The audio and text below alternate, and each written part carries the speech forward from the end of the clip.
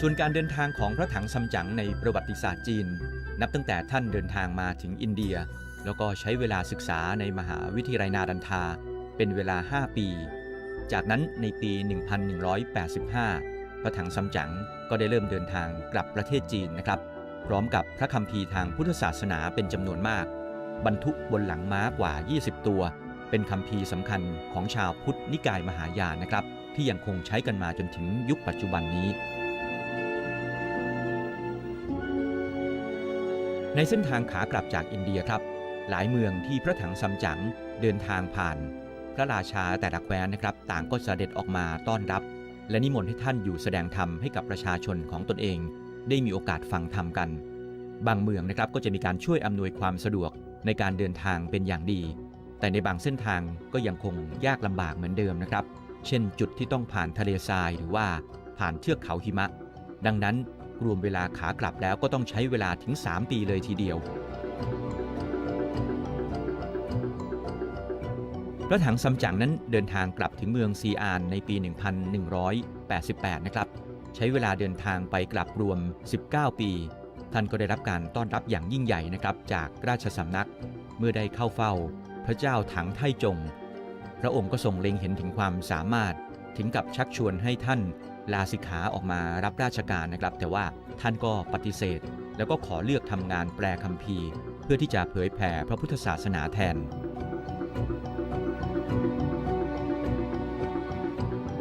พระคัมภีร์ที่พระถังซัมจั๋งนำกลับมาทั้ง 657 ปกรณ์ส่วนใหญ่ก็จะเป็นพระไตรปิฎกฉบับมหายานซึ่งท่านได้เลือกแล้วนะครับว่าเป็นต้นฉบับจริงเป็นฉบับที่ไม่มีในจีนหรือมีแต่ว่าไม่ครบถ้วนสมบูรณ์ครับ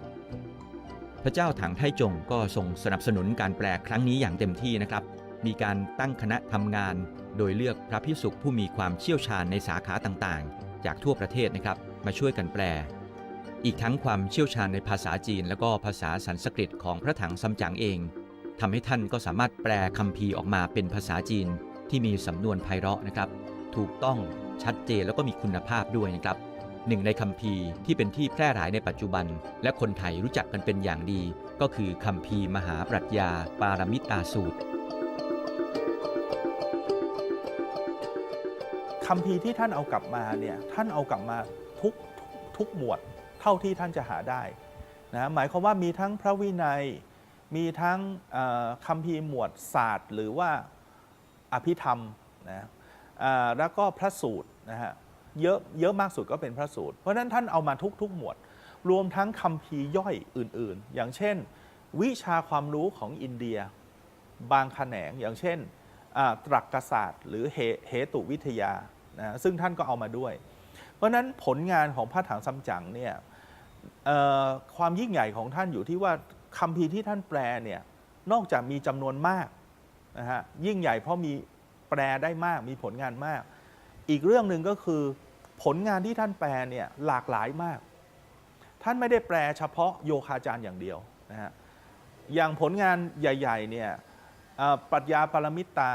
ศาสตร์นะฮะมหาปรัชญาปรมิตาศาสตร์เนี่ยที่ท่านแปลแล้วเนี่ยนะฮะก็เป็นผลงานที่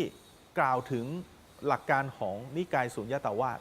ที่สำคัญมากแล้วท่านก็แปลทั้งหมดนะฮะรวมทั้งปรัชญาปรมิตาสูตรนะฮะ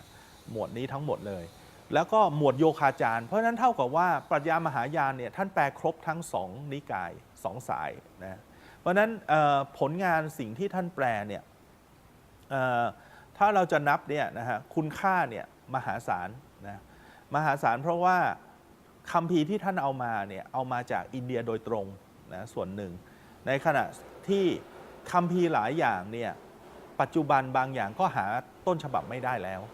นะในยุคปัจจุบันเพราะฉะนั้นท่านได้แปลเก็บรักษาไว้ทำให้เราเห็น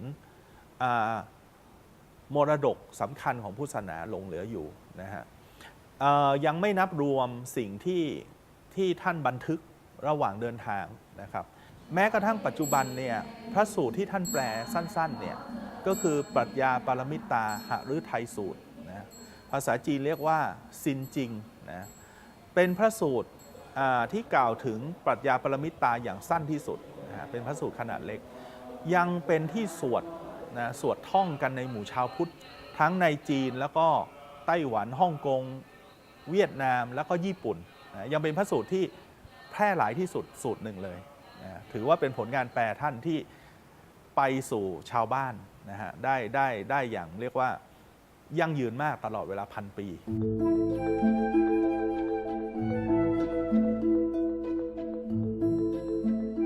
ความมุ่งมั่นและความตั้งใจในการทำงานแปลพระคัมภีร์ของพระถังซัมจั๋งจะเห็นได้จากบันทึกที่ลูกศิษย์ได้เขียนไว้นะครับว่าพระอาจารย์นั้นมีความมุ่งมั่นทำงานแปลคัมภีร์ไม่ปล่อยให้เวลาผ่านเลยไปวางตารางการทำงานประจำวันหากทำไม่เสร็จนะครับในช่วงกลางวันท่านก็จะนำมาทำต่อในช่วงกลางคืนกระทั่งหลังเวลา4 ทุ่มจึงได้วางผู้กันจัดเก็บคัมภีร์เจริญสมาธิภาวนาธรรมจนถึงเที่ยงคืนจึงได้จำวัด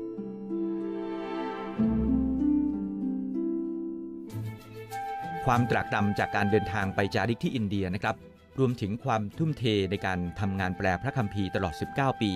หลังจากที่พระถังซัมจั๋งกลับจากอินเดียนะครับก็คือส่วนหนึ่งที่ทำให้ท่านล้มป่วยแล้วก็มรณภาพเมื่ออายุได้65 ปีครับพระเจ้าถังเกาจงในขณะนั้นทรงอะไรกับการจากไปของท่านนะครับ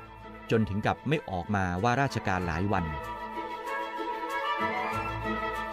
After Xuan Zang came back, because a lot of books are writing in ancient language, Indian language, the people cannot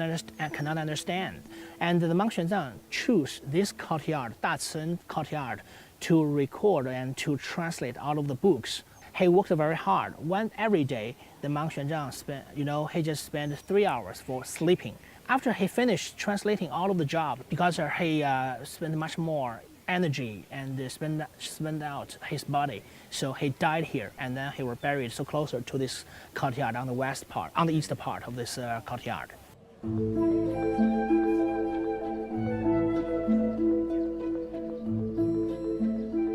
ปัจจุบันนะครับอัฐิของพระถังซัมจั๋งได้ถูกนำไปประดิษฐานตามสถานที่ต่างๆหลายแห่งในจีนรวมถึงในไต้หวันด้วยนะครับเพื่อให้ชนรุ่นหลังนั้นได้มีการสักการะบูชารำลึกถึงคุณธรรมและความดีที่ท่านสั่งสมเอาไว้โดยเฉพาะความเป็นแบบอย่างของคนที่มีความมุ่งมั่นในการแสวงหาสัจธรรมโดยที่ไม่คำนึงถึงอันตรายต่อชีวิตของตนเองนะครับซึ่งวัดต้าฉือเอินที่ท่านทำงานแปลในช่วงบั้นปลายชีวิตก็คือสถานที่สำคัญในปัจจุบันที่ผู้คนนั้นก็ยังคงเดินทางมาเคารพเป็นจำนวนมากถ้าในระดับโลกเนี่ยนะฮะพระถังซัมจั๋งเนี่ยท่านก็จะมีคุณค่าในเชิงทั้งนอกจากเป็นชาวพุทธแล้วเนี่ยนะฮะก็น่าจะเป็นนักเดินทางและนักบันทึกนะให้คุณค่าทั้งทางด้านประวัติศาสตร์นะประวัติศาสตร์การรวมทั้งประวัติศาสตร์ทั้งการเมืองการปกครองการดำรงชีวิตด้วยนะฮะการดำรงชีวิตของผู้คนนะฮะรวมทั้งความเชื่อศาสนานะฮะมันหลากหลายมากนะฮะและรวมทั้งสิ่งที่ท่านบันทึกเนี่ยยังสะท้อนให้เห็นด้านมนุษยวิทยาด้วยนะอย่างอัธยาศัยของคนบุคลิกคนนะแล้วก็ตัวนี้นะฮะเป็นสิ่งที่เราหาได้น้อยมากนะในบันทึกยุคเดียวกันนะ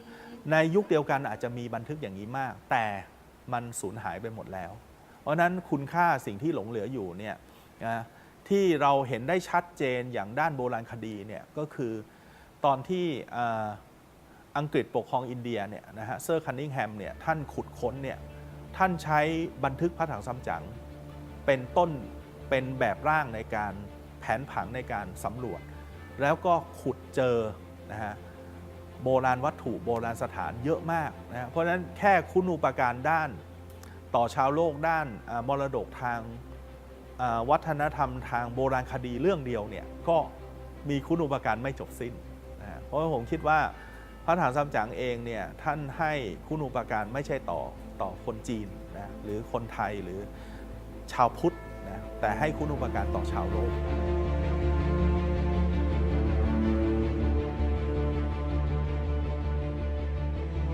หลังจากที่พระถังซัมจั๋งมรณภาพไปแล้วนะครับพุทธศาสนาก็ยังคงเจริญรุ่งเรืองเรื่อยมา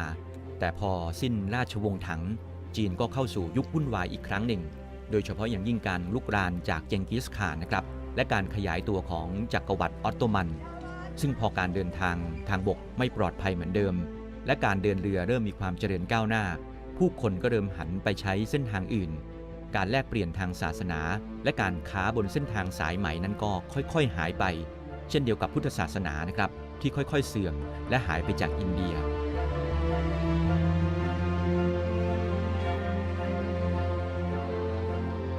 พุทธศาสนาในจีนนั้นพบกับความเปลี่ยนแปลงครั้งสำคัญครับในปี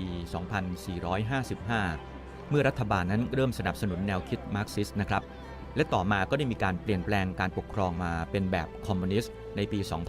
2492 ซึ่งในช่วงนั้นวัดวาอารามหลายแห่งนั้นก็ถูกทำลายลงไปนะครับ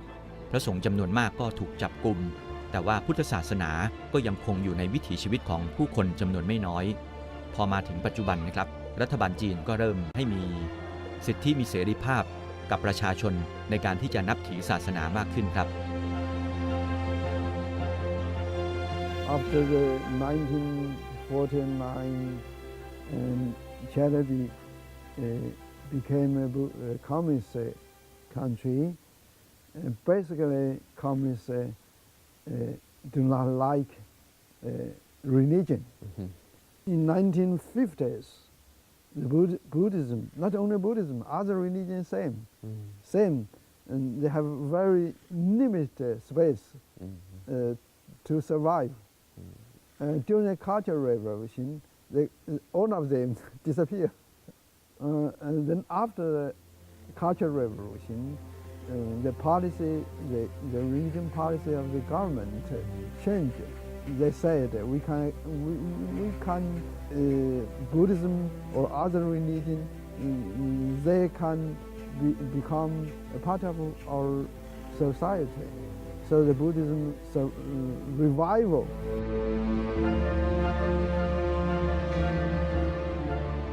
ส่วนบันทึกที่พระถังซัมจั๋งเขียนขึ้นนะครับหลังจากกลับจากการเดินทางครั้งนี้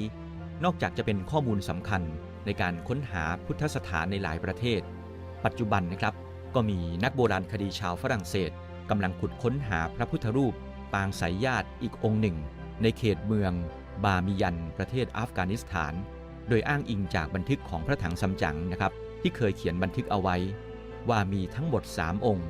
ซึ่งก่อนหน้านั้นหลายคนอาจจะเคยเห็นข่าวที่ว่าพระพุทธรูปแกะสลักฝาผนังขนาดใหญ่ที่สุดในโลก2องค์นั้นถูกกลุ่มตาลิบันทำลายเมื่อปี